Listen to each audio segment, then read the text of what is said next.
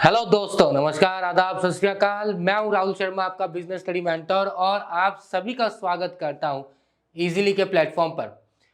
तो भैया कैसे हो मेरे साथियों, कैसे मेरे प्यारे प्यारे बच्चों, कैसे चल रही है पढ़ाई आप लोगों की? और बैच कौन सा ये तो पता ही है, दैट इज उडे 2.0, रीलोडिंग एंड अपलोडिंग। तो पढ़ाई कैसे चल रही है? मजा आ रहा है पढ़ाई करने में? तैयारी सही चल रही है? ठीक है। कुछ महीने निकल चुके हैं, अब थोड़े से त्यौहार के टाइम आ जाएंगे, पढ़ाई थोड़ी सी धीमी पड़ जाएगी आप लोग की, है ना। अभी राखी आ जाएगा सर, फिर रक्षाबंधन आ ही गया, फिर उसके बाद सर क्या बोलते हैं, श्री कृष्ण जी का जन्मदिन आ जाएगा, फिर और त्यौहार आ जाते हैं, फिर दिवाली आता है। इस तरह से करते करते साल खत्म हो जाता है, पता ही नहीं चलता अब तो। और इन सब में कहीं ना कहीं हम क्या करते हैं, हमारी पढ़ाई भूल जाते हैं। तो पढ़ाई भूलने का नहीं है, क्या नहीं करना, पढ़ाई भूलने का नहीं है। तो बात कौन से चैप्टर की चल रही थी? बात चल रही थी हमारे business ethics, that is social responsibility of business and business ethics को लेकर बात चल रही थी। तो आज उसमें और थोड़ी सी आगे बात करेंगे। पहले हमने बात कर ली थी, एक मिनट थोड़ा सा पानी पी लें, गले में थोड़ी सी प्रॉब्लम हो रही है।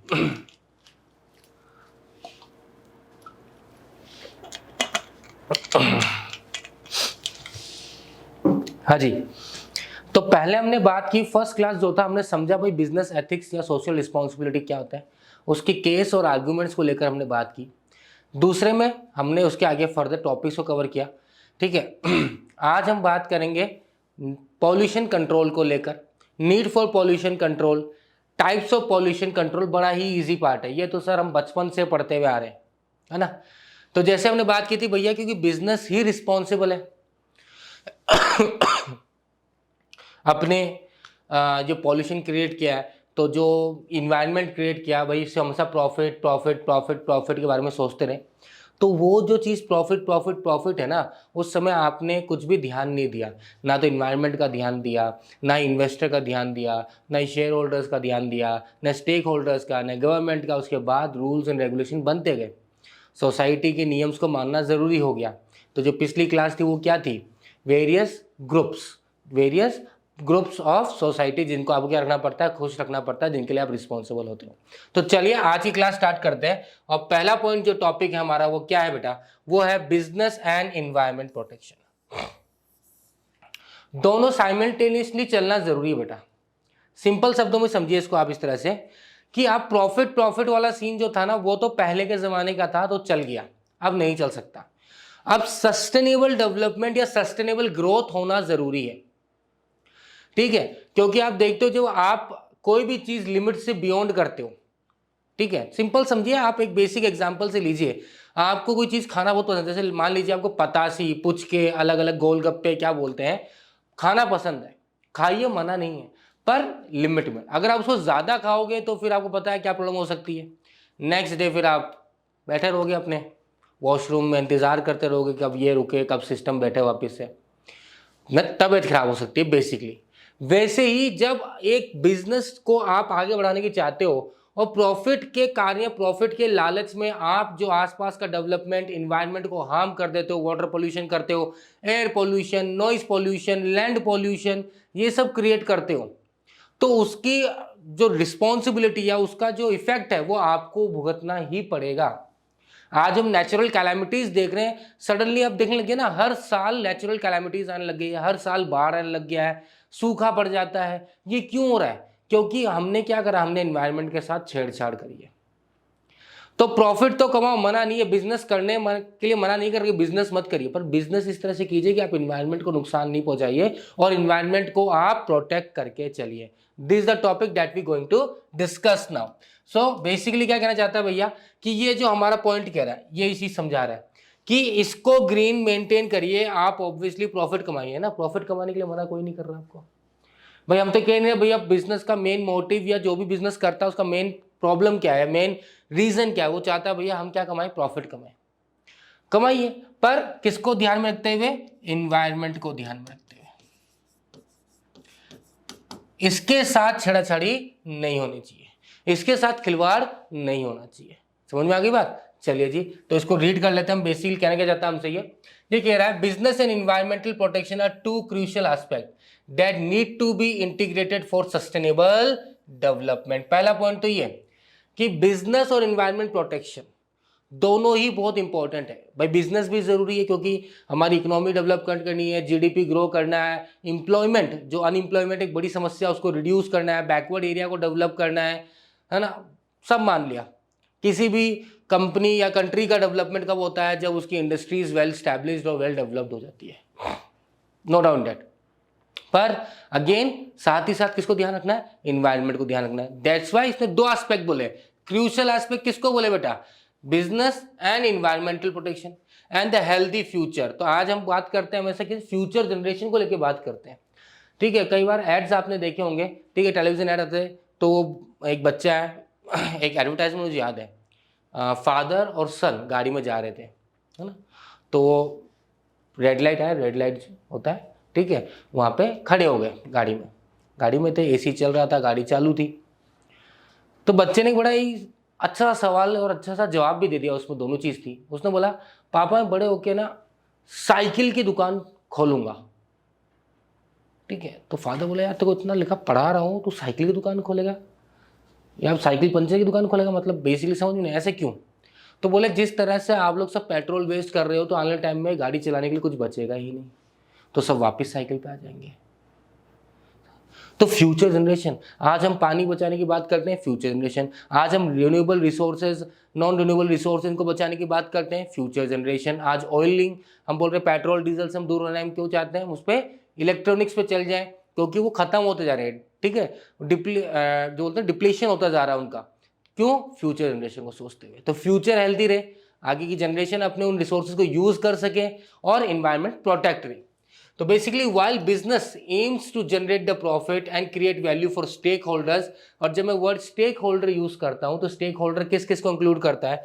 स्टेक होल्डर आपके ओनर को भी इंक्लूड करता है, स्टेक होल्डर आपके शेयर होल्डर को भी इंक्लूड करता है, स्टेक होल्डर आपके एम्प्लॉयज को भी इंक्लूड करता है, स्टेक होल्डर आपके कस्टमर को भी इंक्लूड करता है, गवर्नमेंट को भी इंक्लूड करता है। बेसिकली हर एक बंदा, इन्वेस्टर, पोटेंशियल इन्वेस्टर, हर किसी को इंक्लूड करता है जो डायरेक्टली और इनडायरेक्टली आपकी कंपनी से क्या हो रहा है? इफेक्ट हो रहा है।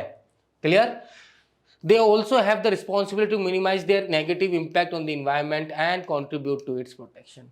तो उनकी रिस्पॉन्सिबिलिटी हम पढ़ ही चुके हैं, प्रीवियस क्लास में हमने पढ़ा था, responsibility towards the various groups. तो जहाँ पे हमने पढ़ा था गवर्नमेंट को लेके, कस्टमर को लेके, इन्वेस्टर्स को लेके, शेयर होल्डर्स को लेके, ओनर्स को लेकर, इन सब को लेके हमने काफ़ी चर्चा की थी। कम्युनिटी को लेकर बात की थी हमने, सप्लायर्स को लेकर बात की थी हमने। तो आपके कोई भी डिसीजंस हो या आपका कोई भी काम जो हो, प्रोजेक्ट हो, आप कोई भी काम कर रहे हो, उससे नेगेटिव इम्पैक्ट सबसे ज़्यादा मिनिमाइज होना चाहिए, सोसाइटी पे नेगेटिव इम्पैक्ट नहीं आना चाहिए। Is it clear? आगे बात समझ में। जैसे हम देखते हैं ना कि यमुना के पास देखा वो जो ताजमहल है, हमारे 7 मॉन्यूमेंट्स जो अकाउंट होता है, अब क्यों हुआ? क्योंकि उसका ध्यान नहीं दिया गया। वहाँ पे आसपास में, ताजमहल के आसपास जितने भी एरियाज थे वहाँ पे इंडस्ट्रीज हो गई, तो वो क्या हुआ? एयर पॉल्यूशन क्रिएट हुआ और उससे क्या हुआ? एसिड रेन या फिर इस तरह से ताजमहल की जो सुंदरता थी वो क्या हो गई? डिक्रीज हो गई। साथ ही आसपास जो लोग रह रहे हैं उनको अस्थमा की बीमारी हो गई, सांस लेने में तकलीफ हो रही है, नॉइज पॉल्यूशन क्रिएट हो रहा है। तो आप अपने प्रॉफिट के चक्कर में देख रहे हो पर आसपास के एरिया को ध्यान नहीं दे रहे, या उससे जो आपके इम्पैक्ट हो रहे हैं वो कितने नेगेटिव हो रहे हैं, या उसको आप कैसे मिनिमाइज करते हो, उस पर आपने ध्यान नहीं दिया। और सेम वे उसी का कारण यमुना नदी भी क्या हुई? यमुना रिवर जो था वो क्या हो गया? पूरा गंदा हो गया, ठीक है। क्योंकि जो फैक्ट्री का वेस्ट है, ठीक है, जिसको आपने क्या नहीं किया, जिसको आपने उस पर वापस से काम नहीं किया, उसके जो केमिकल्स, हार्मफुल केमिकल्स है उसको मिनिमाइज नहीं किया और डायरेक्टली उसको आपने रिवर के अंदर थ्रो कर दिया, तो उससे एक्वेटिक एनिमल्स जो थे उनमें भी बड़ी प्रॉब्लम क्रिएट हुई। और आज देख लीजिए क्या हाल है, ठीक है। चलिए जी, तो आज उतना पैसा खर्च कर रहे हैं, ठीक है, दबा के पैसा खर्च कर रहे हैं कि भैया इसको सुधार लिया जाए, यमुना रिवर को करोड़ों रुपए, अरबों रुपए लगाए जा रहे हैं। पहले ध्यान दे ले तो इतना नुकसान नहीं होता, है ना। तो कॉजेस फॉर इन्वायरमेंट पॉल्यूशन बताइए भैया, क्या कॉजेस है? क्या क्या कॉजेस है भैया? टाइप्स ऑफ इन्वायरमेंट पॉल्यूशन बोल लीजिए, कॉजेस फॉर इन्वायरमेंट पॉल्यूशन बोल लीजिए। सबसे पहले बात कर ले तो बहुत सिंपल सा है, कॉजेस हमारे टाइप्स बोल सकते हैं इसको। बेसिकली हम क्या हो गया भैया, बुरा मान गए? अच्छा, ऐसे करके आएंगे। Air pollution, water pollution, land pollution, ठीक है। तो अब इसको हम कॉजेज नहीं बोल के हम बेसिकली इसको टाइप्स बोल सकते हैं, ज़्यादा बेटर समझ में आता है, ठीक है। बुक्स में कई बार लिखा होता है, हम उसको काउंट नहीं करते। तो टाइप्स ऑफ पॉल्यूशन तो हम बेसिकली 3 चीज़ पढ़ते हैं बेटा, that is air pollution, water pollution, land pollution.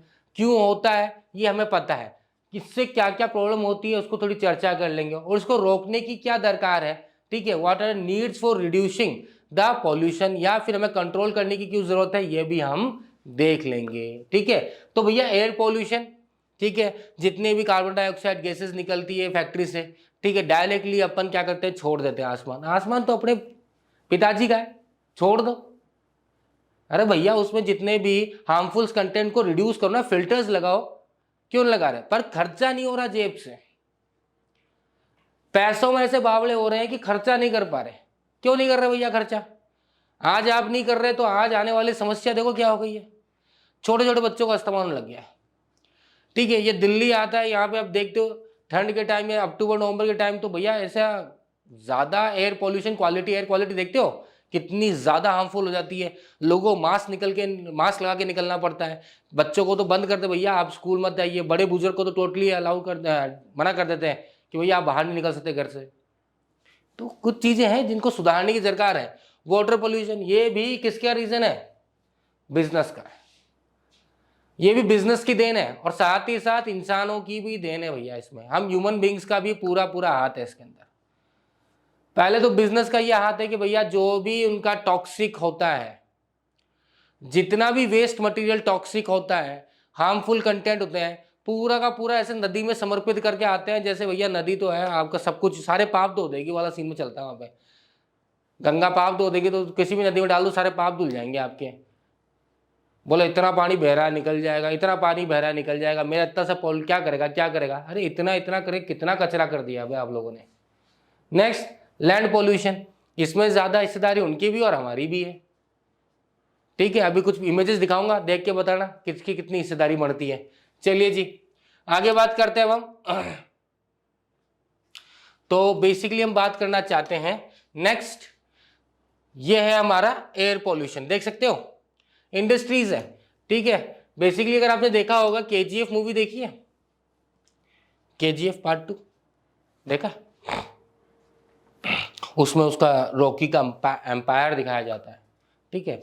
उसी तरह से कोई एम्पायर होता है, धुआं निकल रहा है, देखिए चिमनी नहीं लगा रखी, धुआं निकल रहा है, सीधा आसमान में जा रहा है, ठीक है। तो basically air pollution occurs when harmful substances are released into the atmosphere, lowering the quality of air. The primary cause of air pollution are chemical emission from the industries and automotive exhaust. तो chemical जो है directly हम क्या कर रहे हैं, emit कर रहे हैं, केमिकल डायरेक्टली बाहर निकाल रहे हैं, डायरेक्टली हम क्या कर रहे हैं, अपने एनवायरनमेंट को पॉल्यूट कर रहे हैं।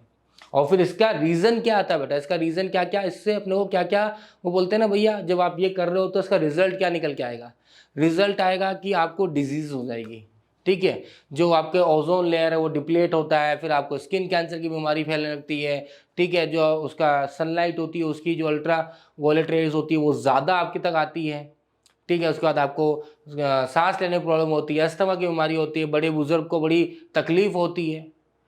तो ये चीज़ें हैं, तो कहीं ना कहीं ये ज़रूरी है इंडस्ट्री को ध्यान में रखना कि वो अपना क्या करें, इनको कहीं ना कहीं फिल्टर जो प्योरीफायर होता है वो यूज़ करें, और कम से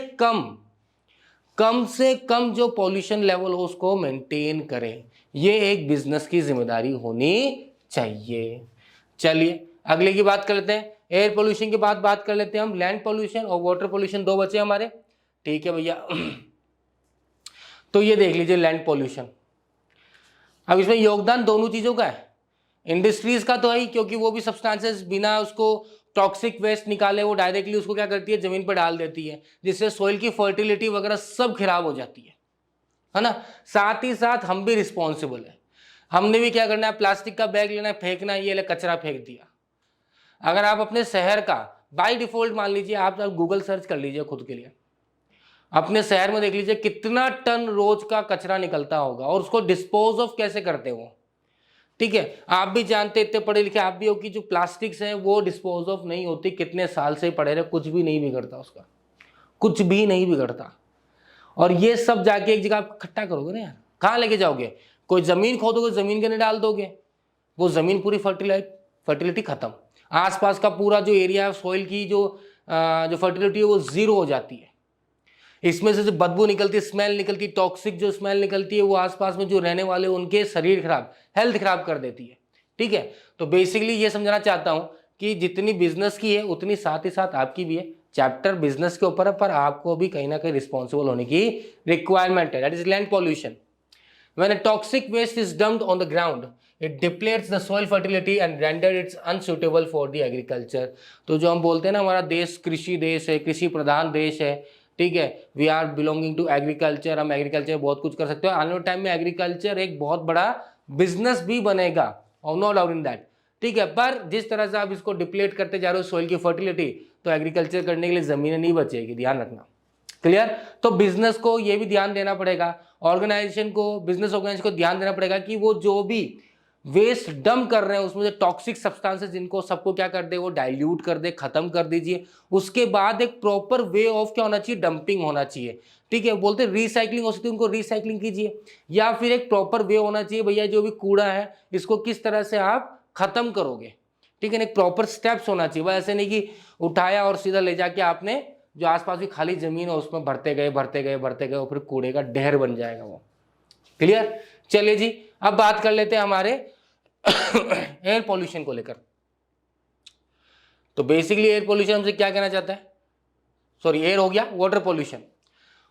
तो water pollution refers to disposal of chemicals and other waters in river, lakes etcetera, factories that are close to river, streams and other bodies, ठीक है, of water frequently contribute to the water pollution. Simple सा, इस तरह से कोई पास में factory होगी, factory है, उसके पास से कोई नदी बह रही है, कोई नाला बह रहा, उसके अंदर अपना पाइप लगा देंगे, बस बात खत्म। इससे ज़्यादा काम थोड़ी करेंगे, बोले हमने एक पाइप लगा दिया ना, इससे ज़्यादा क्या करेंगे। और फिर यह हाल हो जाता, देख लीजिए यह हाल है। आपके घर के आसपास भी कोई नाला बह रहा होगा, देख लीजिएगा ये हाल मिलेगा। और कोई नदी जा रहे हो तो नदी में भी देख लीजिए, कोई लेक होगा उसका भी आपने यही हाल कर देना है। ठीक है, अगर आसपास कोई फैक्ट्री लगी हुई है तो ये बिजनेस की रिस्पॉन्सिबिलिटी, भैया आप इस तरह के रिस्पॉन्सिबल हो तो एक्वेटिक जितने भी एनिमल्स है वो जी पाएंगे इसके अंदर, मर जाएंगे भाई। वो पूरा जो इकोसिस्टम है वो क्या होता है, डिस्टर्ब्ड हो जाता है बिजनेस इन्वायरमेंट को, अगर बिजनेस को बढ़ाने के चक्कर में आप इन्वायरमेंट का ध्यान नहीं दे पाते तो बेसिकली इन चीज़ों का ध्यान रखने की जरूरत है। तो ये this are the responsibility of business कि भैया इनको वो क्या करे, रिड्यूस करे, इनका एक प्रॉपर वे ऑफ निकाले, तरीका निकाले किस तरह से हम जो भी वेस्ट अगर रिवर में डाल रहे हैं, या हम ज़मीन पे उसको डाल रहे हैं, लैंड पे डाल रहे हैं, या फिर हम एयर में जो अपने केमिकल्स या धुआं छोड़ रहे हैं, उनमें से जितने भी टॉक्सिक केमिकल्स होते हैं जो हार्मफुल होते हैं उनको रिड्यूस या ख़त्म करिए, उसके बाद आप उनको करिए, कोई भी नुकसान नहीं होगा। ठीक है, लैंड पॉल्यूशन को आप किस तरह से उनको रिसाइकिल कर सकते हैं वो कर लीजिए, या फिर उनमें जितने भी टॉक्सिक केमिकल्स हैं उन सबको हटाने के बाद उसको आप कर सकते हैं, और उसमें डिकम्पोज कैसे किया जाए वो तरीका आपको देखना चाहिए। क्लियर है? आगे बात समझ में? चलिए जी, नेक्स्ट टॉपिक की अगर बात करते हैं, टॉपिक क्या बोलता है, टॉपिक बोलता है नीड फॉर पॉल्यूशन कंट्रोल। ठीक है, ये बेसिकली हमारी दिल्ली का इमेज है जहाँ पे हम देखते हैं कि हाल हो जाता है, दिखना बंद हो जाता है, तो हम लोग बोलते हैं फोग है। फोग नहीं है भैया, एयर क्वालिटी इतनी दूर की गंदी हो जाती है कि हम दूर तक का देख नहीं पाते। बहुत दूर छोड़िए, हम जो विजिबिलिटी होती है वो बहुत कुछ 10 मीटर 20 मीटर की विजिबिलिटी रह जाती है, उसके बाद आगे तक दिखता ही नहीं है, ऐसे दिखता है कोहरा छा गया है। ठीक है, so what are the reasons, ठीक है, need for pollution control to ensure the safety, economic losses, to maintain the natural beauty, to ensure the healthy life and to lead a comfortable life. घर बैठ के ऐसे AC में बैठना मजा आता है, पर बाहर धूप में निकलते ऐसे, अरे यार कितनी धूप है यार, कितनी धूप, ऐसे कर लेते हैं। सुधार लो चीज़ों को, नहीं लगेगी, बाहर निकलना भी अच्छा लगेगा। जब आप ग्रीनरी देखने के लिए तो चल जाते हैं ना, जाते हैं ना, समर वेकेशन आता है कहीं चलने, खा जाएंगे यार, और यार हिली एरिया पर चलते हैं, अरे माउंटेन्स पर चलेंगे, एकदम ग्रीनरी देखेंगे, मस्त बादलों के वहाँ बैठेंगे यार, तुम उसको भी गंदा कर तो हो वहाँ जाके भी। चलिए जी, मेंटेन करिए, सही आपको फ़ायदा मिलेगा और किसी को नहीं मिलेगा बेटा। नेक्स्ट अगर हम बात करते हैं एक पॉइंट को, ensure safety, smoke and air pollutions are reducing the amount of visibility, जैसे मैंने बताया आपको। ठीक है, स्मोक और एयर पोल्यूशन था वो विजिबिलिटी रिड्यूस कर रहा है। On highways there are more chance for car accident due to poor vision and landing and taking off airplanes in a bad visibility might be risky. जो हमें देखने को मिलता है कई बार न्यूज़ सुनने को मिलता है, कोहरे में हो गया, अरे कोहरा हो गया वो तो अलग चीज़, विजिबिलिटी भी कई बार बहुत ज़्यादा खराब होती है क्योंकि एयर पॉल्यूशन या एयर क्वालिटी बहुत ज़्यादा रिड्यूस हो जाती है, बहुत ज़्यादा वर्सन हो जाती है, उस सिचुएशन में आपको दिख नहीं रहा, 5 मीटर के दूर का दिख रहा, सामने से ट्रक आया, लो चलो, ट्रक वाले को भी दिखा नहीं, आपको दिखा नहीं, दोनों एक दूसरे भिड़े, ट्रक वाला आपको ऊपर से निकल गया, भाई साहब बहुत घटिया। ठीक है, तो पैसा कमा रहा हो, मान लो बिजनेस कर रहा हो बहुत बढ़िया, उसी गाड़ी में आप आए, ट्रक वाला आया लेके चला गया, क्या पैसा का मतलब रह गया? दिखेगा तब बढ़िया आराम से जियोगे ना। ठीक है, दूसरा ऑब्वियसली एयरप्लेन्स वगैरह में भी, क्योंकि उनको भी लैंडिंग के टाइम पे पूरा जो वो पाथवे होता है क्लीन दिखना चाहिए, क्लियर दिखना चाहिए, उसी के बाद वो लैंड कर सकते हैं, नहीं तो वो नहीं कर पाते। क्लियर बेटा? नेक्स्ट अगर बात करूं मैं, economic losses, air pollution causes buildings to become darker, water pollution harms marine life and land pollution reduce the soil productivity. हर एक का एक एक पॉइंट बता दिया कि भैया एयर पोल्यूशन जो है वो कहीं ना कहीं आपकी बिल्डिंग्स को डार्क, खराब, गंदगी होती है ना, ऐसे बोलते दूर से देख के, अरे यार बिल्डिंग है, साफ तो कर लिया कर, कितना काला सा हो रहा है यार, ये रंग पेंट नहीं करवाया, कितने साल हो गए, या रंग पेंट ही कराते रहो, सफाई, उसको सोल्यूशन मत ढूंढो। Water pollution obviously marine life, जो मैंने बताया कि एक्वेटिक एनिमल्स उनकी ज़िंदगी खतरे में हो जाती है, कई स्पीसीज तो खत्म हो जाते हैं। एंड लैंड पोल्यूशन जो है आपकी सॉइल प्रोडक्टिविटी को रिड्यूस कर देती है, एग्रीकल्चर के लिए वो फिट नहीं होती, फिर बंजर जमीन हो जाती है, उसका कोई उपयोग नहीं होता। क्लियर? नेक्स्ट अगर हम बात करें और क्या फायदा जरूरी है भैया, need for pollution control to maintain the natural beauty. Pollution has a direct negative impact on the beauty of nature. The world's beauty is comprised of mountains, rivers, forests and other natural elements. Pollution impacts all of this. जैसे मैंने बताया ना आपको, छुट्टियां मनाने जाएंगे Switzerland वगैरह, hilly areas, mountains में जाएंगे, एकदम ग्रीनरी, उनको भी कहीं ना कहीं आप नुकसान पहुंचा रहे हो। ठीक है, नेचुरल ब्यूटीज है वो भी रिड्यूस। भाई ऑब्वियसली बात है ना, पॉल्यूशन इतना है तो वो पेड़ भी बोल रहा भैया कितना अंदर लूँ। भाई आपने फॉरेस्ट काट दिए अपने खुद के लिए, आपने जंगल साफ कर दिए, पेड़ आपने लगने नहीं दिए शहरों में, पेड़ वैसे सल्टा दिए, अब वो जो पॉल्यूशन हो रहा है तो वो ऑब्वियसली पेड़ अगर 2-4 हैं तो वो बोल रहे हैं भाई हम कितना अंदर लेंगे, ले लिया जितना ले सकते हैं, बाकी खत्म ना हो पा रहा, बाकी पॉल्यूशन अपना फैलाता जा रहा है और नेचुरल ब्यूटीज को रिड्यूस कर रहा है। To ensure the healthy life, for the protection of people health, pollution control is crucial. Pollution is a major contributing factor to a lot of ailments. Air pollution is the main cause of cancer, heart disease and lung ailments. तो आपकी अपनी life को ensure, जैसे मैं बताया ना कि asthma हो रहा है, कैंसर हो रहा है, स्किन कैंसर हो रहा है, हार्ट अटैक हो रहे हैं, लंग्स कैंसर हो रहे हैं, तो ये ऑब्वियसली क्यों हो रहे हैं? पॉल्यूशन की वजह से। तो अगर अच्छी लाइफ जीनी है फ्यूचर जनरेशन के लिए और आने वाले खुद के लिए भी एक हेल्दी लाइफ जीनी है तो इन्वायरमेंट को प्रोटेक्ट करना बहुत ज़रूरी है, ये बात मान लीजिए। ठीक है, एक्चुअली पॉइंट की बात करें तो हम,